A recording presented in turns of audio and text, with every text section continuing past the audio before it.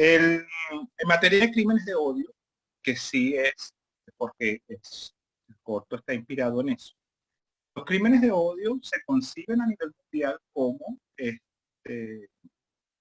cualquier asesinato que está, cuya víctima es una persona LGBTI con una orientación sexual, una identidad de género diferente, y precisamente el tener esa orientación sexual, esta identidad de género y esta expresión de género lo hace totalmente susceptible y vulnerable para el cometer en este caso el asesinato. Es la expresión máxima de violencia, de discriminación, de homofobia y transfobia hacia una persona LGBT.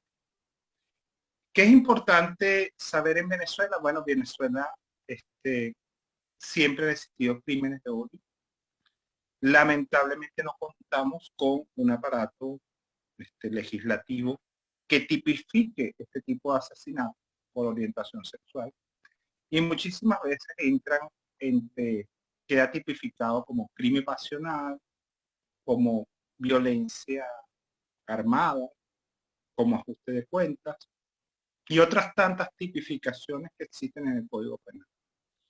Es importante saber en materia de crímenes de odio que el Ministerio Público, por ejemplo, una vez que sucede un asesinato y que tenemos un cadáver en cualquier parte del territorio nacional venezolano,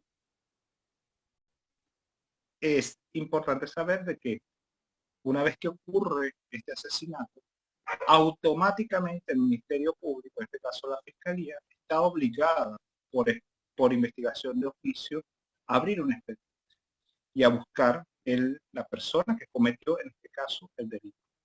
Ese es un punto interesante que mucha gente a veces no lo sabe, de que el expediente se hace automático, no necesita que haya un negocio. ¿Qué pasa? Lamentablemente, según la ley del Ministerio Público y según las diversas leyes penales, solamente los familiares directos son los que pueden exigir el seguimiento, control, averiguar sobre ese expediente que queda abierto en el Ministerio Público. Esas leyes están así.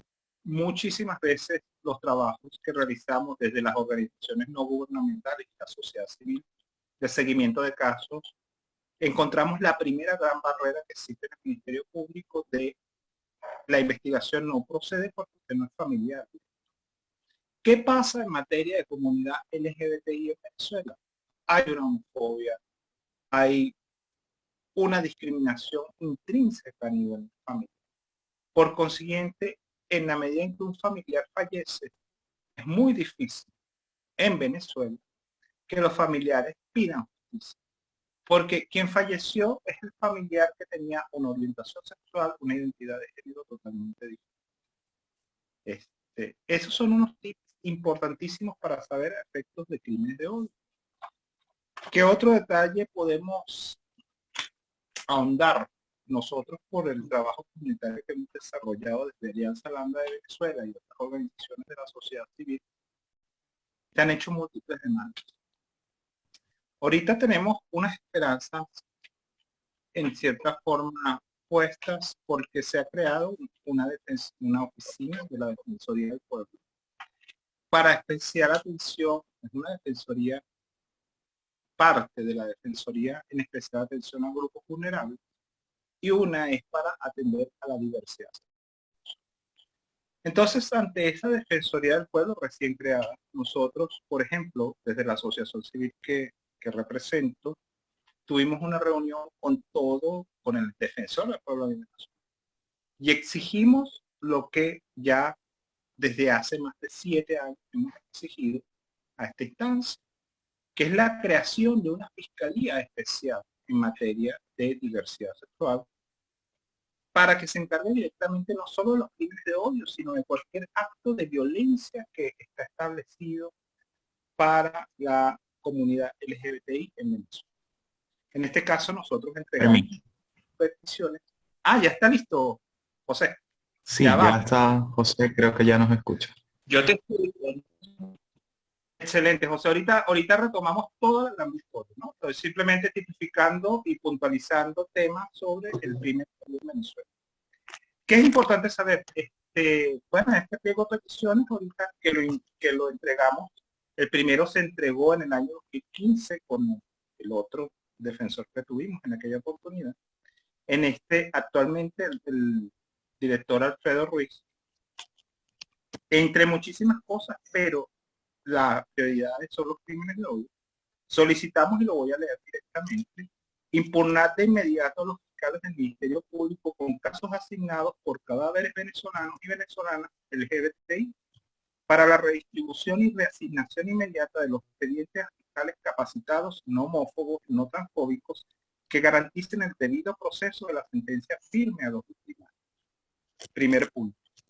Y el segundo punto, cómo impulsar y lograr como ente del Poder Ciudadano la creación de una Fiscalía Especial en materia de LGBT para poder garantizar la no impunidad en las denuncias y los casos abiertos. ¿Qué es importante saber aquí? Que si cualquier expediente que se abra sobre un asesinato que esté en el Ministerio Público, si no se averigua, si no hay una presión familiar detrás, simplemente ese expediente navega en impunidad y nunca va a haber ni un culpable, ni una sentencia firme, ni un victimario. Esa es la realidad que tenemos en esta Venezuela y es la realidad que lamentablemente existe. Otra cosa es bien importante saber de que todos estos expedientes por estos fallecidos en materia de diversidad sexual, una vez que son generados de oficio, son asignados a un fiscal. Si ese fiscal no procede, lamentablemente, en espacio de 30 días puede ser impugnado. Pero ¿quién puede solicitar la impugnación de un fiscal? Definitivamente los familiares del fallecido. Entonces, es un proceso cíclico que tenemos en Venezuela, ¿verdad? En el cual garantiza, no garantiza la justicia, no garantiza el debido proceso. Y en materia de diversidad sexual, es muy difícil tener los culpables que tenemos. Entonces, bueno, de aquí simplemente que tenemos que lograr seguir presionando para que se cree esa fiscalía especial y de esa forma poder impulsar tanto el cambio en las leyes como el cambio en los procedimientos y la justicia en materia de crímenes de odio. Esos son unos tips que podemos hablar sobre crímenes de odio. De todas maneras, ahorita vamos a hablar con todas las preguntas que surjan en el chat, pero ya tenemos a José Hernández y vamos a hablar sobre La Gran Victoria y sobre este mediometraje. Hola, ¿qué tal, Ricardo? Y agradecido de verdad a la gente que se ha conectado y disculpen los problemas técnicos. La Victoria fue un mediometraje que se realizó para el año de 2011 aproximadamente y tuve la oportunidad de recrear bajo el drama y la herramienta del musical una historia muy ruda, ¿no? Que es lo que es la muerte, los crímenes de odio hacia transexuales y travestis. Quise hacerlo desde el punto de vista de la musicalidad, aprovechar algo de comedia para que algo tan rudo como esta historia pudiera ser digerido de la mejor manera, pero sobre todo para un llamado de conciencia. Este material me permitió recorrer no solo Venezuela, sino gran parte de Latinoamérica y Europa. Ha ganado algunos premios y la gente lo asimiló bien. Pero es una realidad que todavía sucede, que ni siquiera hay cifras estadísticas reales, ya que pareciera que la gente no le llama la atención o no lo cree tan importante. ¿Qué te motivó a ti realizar este mediometraje? No corto, sino en un medio con una duración interesante de 29 minutos para tocar esta temática. ¿Por qué no tocar otra temática? Y otra cosa que llama muchísimo la atención, si bien es prácticamente un mediometraje musical, porque tiene un componente interesante, aspecto musical, el colorido. ¿Cómo fue esa experiencia de grabar este mediometraje en la ciudad de Maracaibo? Como te comentaba, la idea era poder reflejar algo que estaba sucediendo. Ya yo venía de un largometraje, que fue algo tórpido para mí, que luego tuve que hacer, lo volví a hacer, pues, una demanda, etcétera, etcétera, que hice. La gente se había plagiado el material y yo quería no dejar esa idea inconclusa. nos montábamos en la realización de la Gran Victoria. Un equipo mínimo se hizo en Maracaibo, aprovechando el colorido, esa calidez que tiene la región zuliana, y sobre todo lo que quería era que a través de la musicalidad y de un personaje que calara, que fuese jocoso, la gente pudiera darse cuenta qué es lo que está sucediendo con este tipo de gente. Gente que tiene sentimientos, gente que puede conectar con diversas realidades y que también puede contrastar su realidad con la de otro individuo, como en el caso de Sebastián, completamente distinto a Victoria, pero que tenían un punto en común, que eran sus miserias humanas, que era lo que es la soledad compartida. ¿Cómo llegas tú al casting de Victoria? Por esa Victoria que vemos, y por qué no otra Victoria. Ya yo conocía a Vicente Blanco, que ahorita está en Madrid, y Victoria es una recreación de un personaje que él hacía, que se llama Victoria Di Blasio, donde era una mujer jocosa, una dama de la noche disparatada.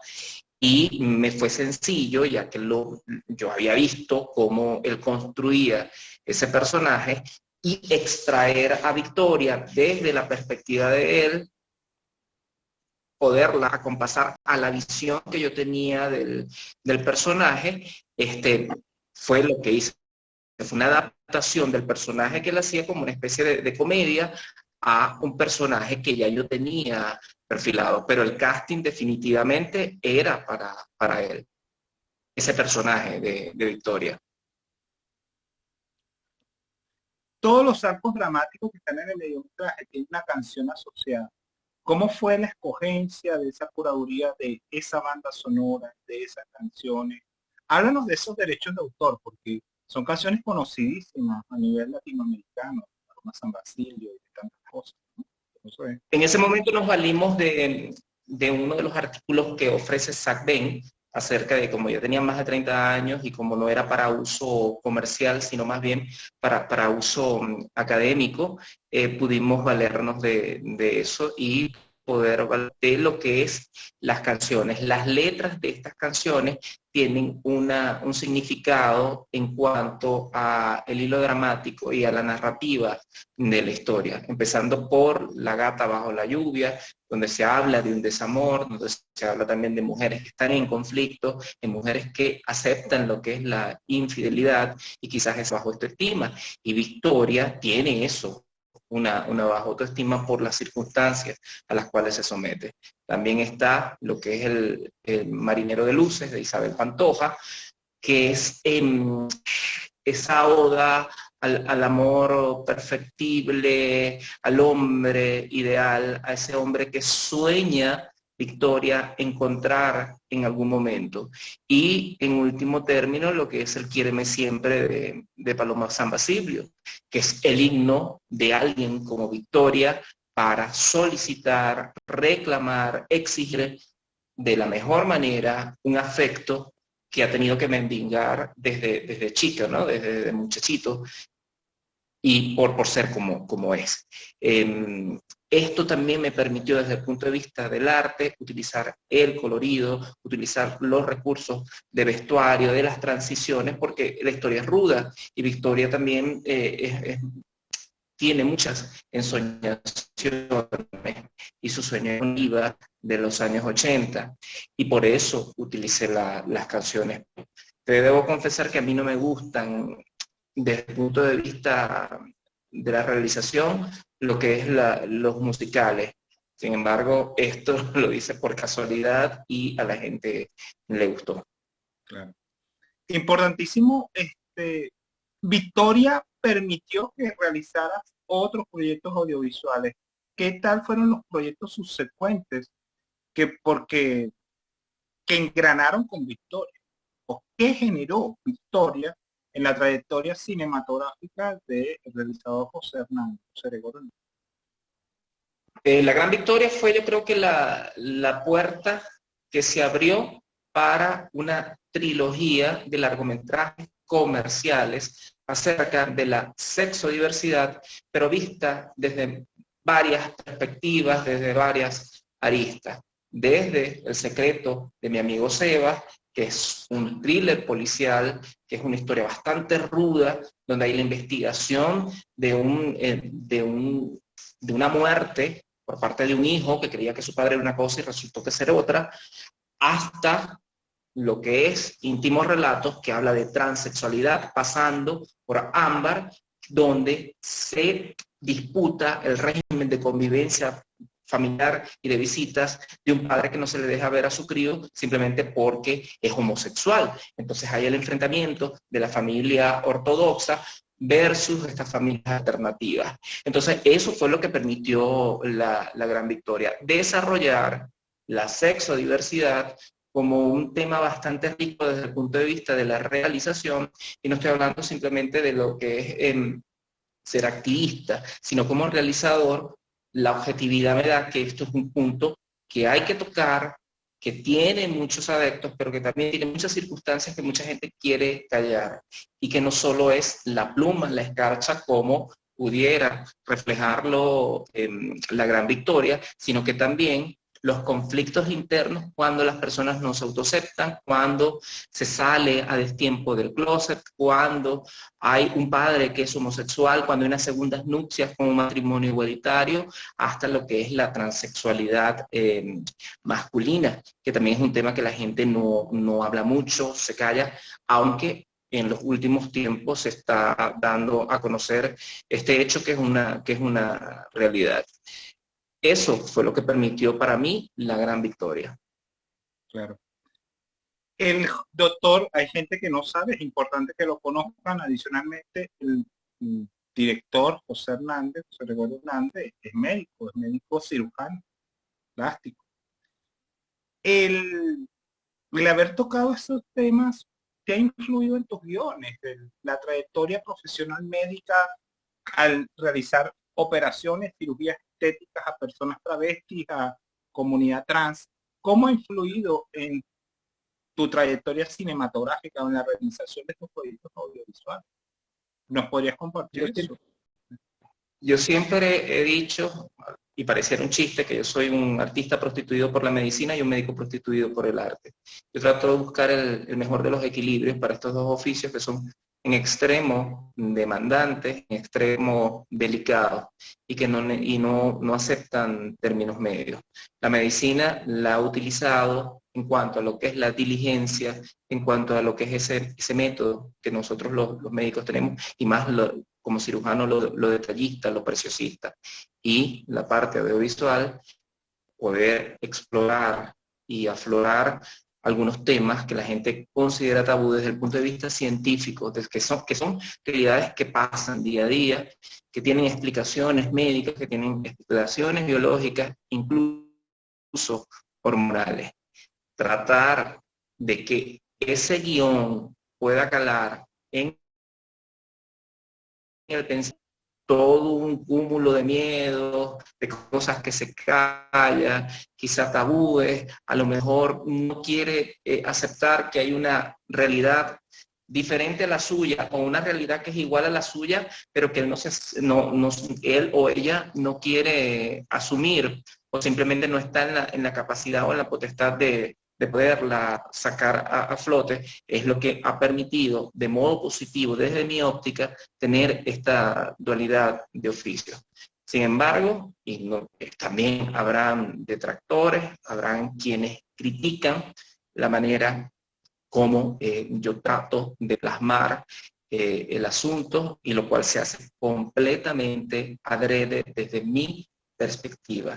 Ninguno de los guiones que yo he hecho y ninguna de las maneras de hacer la realización audiovisual se ha dejado a la casualidad o a la improvisación.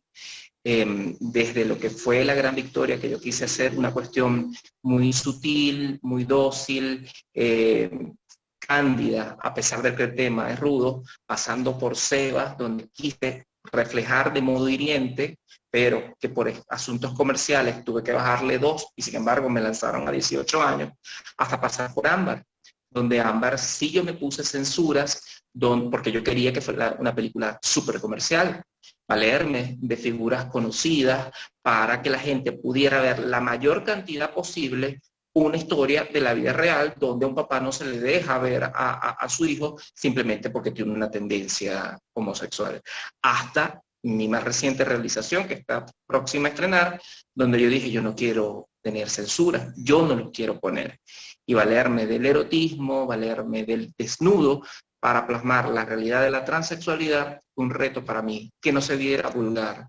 Y vendrán otros proyectos donde quisiera, sin sonar prepotente o pedante, como lo ha hecho Gaspar Noé o Lars von Trier, donde utilizan la herramienta de la pornografía como un elemento conceptual del discurso dramático de sus películas, cosa que yo no he hecho hasta el momento y que mucha gente ha querido tachar o manchar las realizaciones como que si hay un tinte pornográfico, cosa que no lo hay. Vos que habéis visto las pelis y la gente que ha tenido la oportunidad de ver las anteriores, ahí no hay nada de pornografía. Sin embargo, a la gente no le gusta ver ojo bonito en cara ajena y también estas realidades pueden chocar simplemente porque se afrontan y se tratan de que la gente las visualice tal cual como es.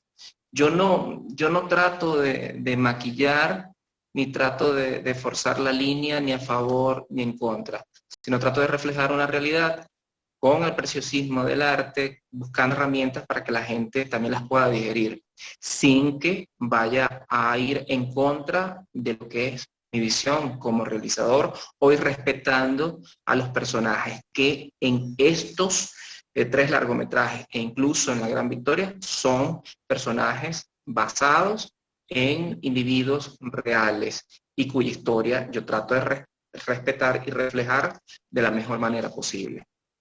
Desde tu punto de vista de visión autoral, definitivamente, porque eso a veces la gente piensa de que no es la visión autoral, sino, o sea, cada film, cada obra audiovisual que se realiza tanto en Venezuela como en el mundo refleja una visión autoral de su realizador. Revisando aquí las preguntas un poco del chat, y precisamente sobre esto nos preguntan, ¿por qué este estereotipo del travesti, ordinario, vulgar, si le permite el término, nos plantea Oscar Martínez, y tan particularizado en sus expresiones, ideas, criterios mentales, especialmente las escenas desarrolladas dentro del restaurante? ¿Por qué esa visión autoral de la escena del restaurante y bueno, digamos que estereotipada de ese caso? Porque para poder reflejar esta realidad que es dura, yo tenía que valerme de los estereotipos, de lo que la gente considera cliché, sin irrespetar a los individuos. Yo tenía que mostrar los dos bandos, desde la marica melindrosa, la que dicen que si no es peluquera es prostituta, con un lenguaje desparpajado, versus el hombre que todavía está en el closet, que es de corbata, que siente que tiene todo controlado, menos su propia genitalidad. Si comparas esto con El secreto de mi amigo Sebas, que es lo que viene después, que fue el primer largometraje, ves que es completamente diferente. Ahí no hay estereotipos, no hay clichés, es simplemente una realidad. Tanto es así la realidad que sucede que te olvidas que estamos teniendo una lista homosexual. Es simplemente una manera de decir un discurso. En aquel momento, y para obtener lo que se obtuvo y lo que yo quería, que era desde el punto de vista audiovisual, calara y fuese replicado, no solamente en Latinoamérica, sino también en Europa, tenía que valerme del estereotipo, porque estaba recién empezando, no tenía esa trayectoria que te permite ahorita los años y el ver, bueno, ya yo no me voy a autocensurar, sino que debía calar también mi discurso en la gente, pero a través de esto, lo que la gente conoce, lo que la gente cree, de modo que cada quien saca después sus conclusiones y pudiera estar o no a favor. Precisamente hay otro comentario aquí del crítico José Alejandro Rivas, y él nos dice, ¿a qué te refieres en tu visión autoral con lo que es una salida de closet a destiempo? O sea, ¿hay un tiempo óptimo para salir del closet? Es la pregunta de José Alejandro Rivas. El tiempo óptimo, el tiempo acorde, eso va a depender de cada individuo particular. Nadie está obligado a que salga de un closet simplemente por complacer. Si no está preparado, no se debe salir. Lo que se dice en la Gran Victoria, según la perspectiva de Victoria, es todo el mundo sabe que eres, pero aún sigues metido en el closet. No es lo mismo, según su discurso, haber salido cuando chico o utilizando tus herramientas para cogerte a todo el mundo que tú quieras por tu aspecto, a estar la postura como estaría ella, que todo el mundo lo sabía y que ella lo asume. A eso me refiero yo desde el punto de vista más del discurso. Repito, aquí se utilizaron estereotipos y se utilizaron los clichés para poder al final que la gente entendiera que es una realidad que estaba sucediendo y que en base a estadísticas reales. O sea, los crímenes de odio suceden y esto simplemente fue un hilo conductor para que la gente se quedara hasta el final para ver esas cifras dramáticas que estaban allí y que son apenas la punta del iceberg, porque todavía ni siquiera hoy día se han actualizado. Bueno, muchísimas gracias, director, por compartir las experiencias y todos los saberes. A ustedes de verdad y complacido de estas iniciativas. Ojalá que esto sirva para mucho y que este mes del orgullo sirva para lo que es mejores leyes, para, más allá de la visibilización, para el respeto a los derechos fundamentales, el derecho a la igualdad, el derecho al matrimonio, el derecho a los bienes de la pareja, a la plusvalía, a la adopción de niños. Ojalá. O el derecho a la vida, es lo más fácil. El derecho a la vida, exacto, el derecho fundamental que es el derecho a la vida, a la salud, a los medicamentos, al no ser discriminado, al atente a tu integridad física simplemente por no pensar o sentir como quiere la gente que se piense o se sienta simplemente por preceptos, a mi modo de ver, religiosos o de doble moral. Claro, claro. Y bueno, nada, agradecidos. El crimen de odio va a continuar. La diferencia es que tenemos que seguir en la lucha, tanto los activistas como la sociedad civil, la ONG, para visibilizar. Porque lo que no se visibiliza simplemente no.